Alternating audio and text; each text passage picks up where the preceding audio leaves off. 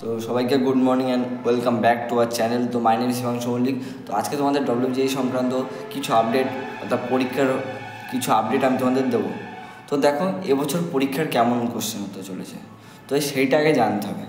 তো দেখো তোমাদের এবছর পরীক্ষার কোশ্চেন মডারেট হবে, এটা আমি বলে দিলাম, কারণ এটা গোপন সূত্রে জানা গিয়েছে যে এবছরের কোশ্চেন মডারেট হতে চলেছে।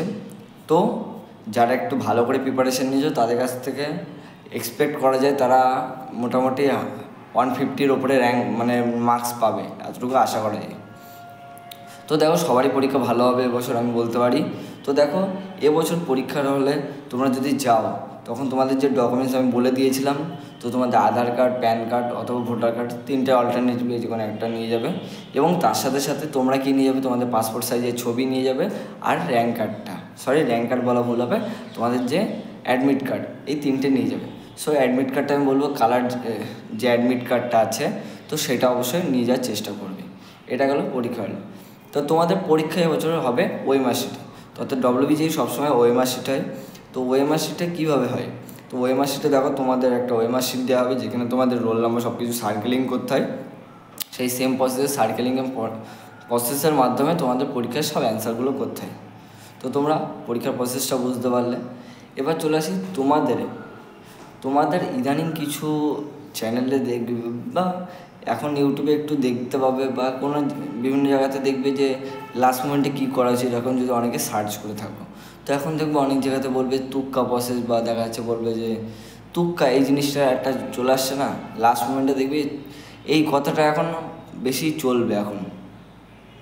তো এইটা কেন, তো এইটা প্রসেসটা কি, ধরো আমি কোনো চ্যাপ্টার সবকটা চ্যাপ্টার পড়েছি, কিচ্ছু আমি পাচ্ছি না, তখন আমি কী করবো, এই 10টা কোশ্চেন আছে, 1 থেকে 10টা কোশ্চেন, এগুলো সব আমি সি দিলাম, ওখানে বি দেবো, এতে এ দেবো, এতে সি, এগুলো গোল করবো, মানে নিজের ইচ্ছা মতো যে উত্তরগুলো দেওয়া, মানে উইথাউট মানে কোশ্চেন সলভ করে, অর্থাৎ নিজের আন্দাজে, এক কথায় বলতে গেলে আন্দাজে ঢিল মারা যেটা, তো সেটাকে আমরা তুক্কা বলছে।